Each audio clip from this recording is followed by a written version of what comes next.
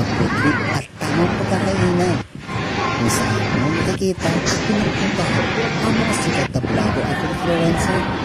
Dito nyo lang makikita ang mga masasarap na pagkain tulad ng siopaw, siomai,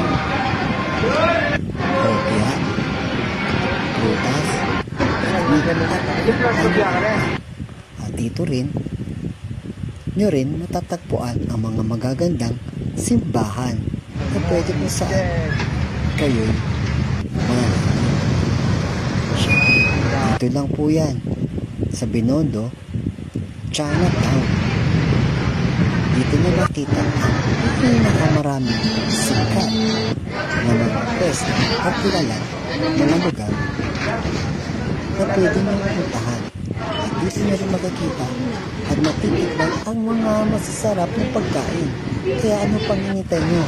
Tara na at dumayo na kayo dito ang sa Manila, Binondo, Chinatown.